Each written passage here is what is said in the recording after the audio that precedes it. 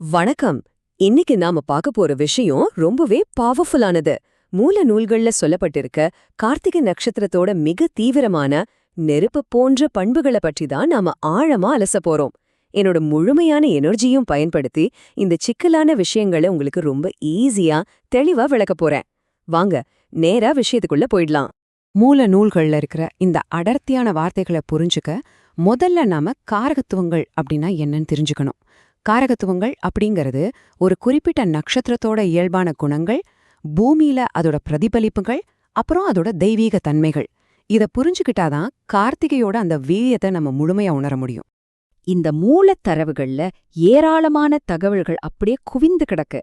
அதனால இத புரிஞ்சுக்க ஈஸியா நாம 6 முக்கிய பகுதிகளா பிரிச்சிருக்கோம். 1 நெருப்பு தத்துவம், 2 முருகன் மற்றும் புண்ணிய தலங்கள், 3 இயற்கை, 4 தொழில், 5 உடல் அமைப்பு மற்றும் 6 மனம் குணம். சரி, முதல் பகுதி கார்த்திகையோட அடிப்படை சொல்லப்போனா அதோட அடிநாதமே இந்த நெருப்பு தத்துவம் தான். 7 இந்த நம்பருக்கும் கார்த்திகைக்கும் ரொம்ப நெருங்கிய தொடர்பு இருக்கு. மூல நூல்கள் இந்த நட்சத்திரத்தை சூரியன் கிழக்கு திசை பகல் நேரத்தோட ஆழமா தொடர்பு படுத்துது. குறிப்பா ஒரே சக்கரத்துல 7 குதிரைகள் பூட்டப்பட்ட சூரியனோட அந்த கம்பீரமான ரதத்தை இந்த எண் 7 குறிக்குது. ஒளியும் உஷ்ணமும் தான் இதோட முதல் அடையாளம். இங்கு சொல்லப்பட்டிருக்க ஒவ்வொரு வார்த்தையும் அனல் பறக்கும் விஷயங்கள். அக்னி, உஷ்ணம், தீப்பொறி, காரம் எல்லாமே கடுமையான வெப்பத்தை உமிழுது.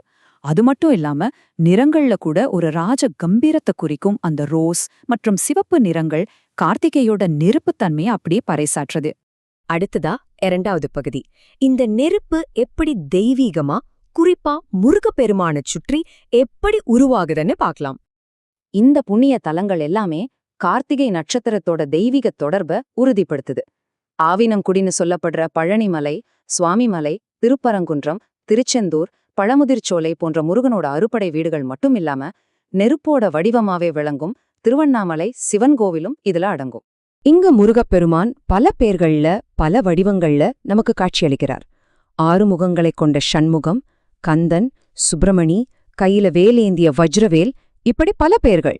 அது மட்டுமா, வள்ளி தெய்வானை சமேதராகவும் முருகனை வளர்த்த கார்த்திகை பெண்கள், ஏன் முருகன் பூண்ட அந்த புகழ்பெற்ற கிழவன் வேடத்துல கூட இந்த நட்சத்திரத்தோட காரகத்துவங்கள் அப்படியே விரியுது.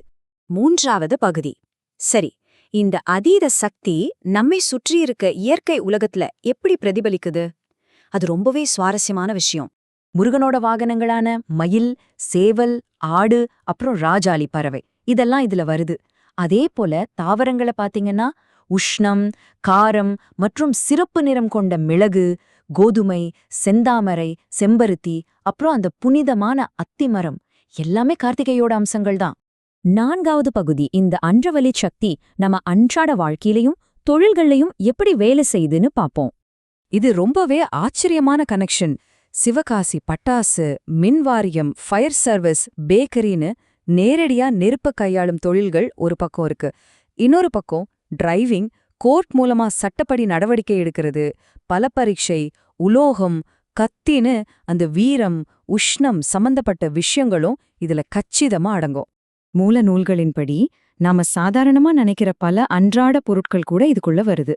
தீப்பெட்டி, பேட்டரி லைட், உஷ்ணத்தை தரும் கம்பளி, சூட்ட தணிக்கும் சந்தனம், ஃபேஸ் பவுடர், ஏன் பழனியோட அந்த புனிதமான பஞ்சாமிர்தம் வரைக்கும் எல்லாமே கார்த்திகை நட்சத்திரத்தோட கண்ட்ரோல்ல தான் இருக்கு. நம்பவே முடியலல்ல? 5வது பகுதி. இப்போ எழும் முக்கியமான கேள்வி என்னன்னா, இந்த நட்சத்திரத்தோட எனர்ஜி மனித உடலை எப்படி பாதிக்குது? நம்ம உடம்ப பொறுத்த வரைக்கும் தலையோட மேல் பகுதி கார்த்திகையோட முழு கட்டுப்பாட்டுல வருது.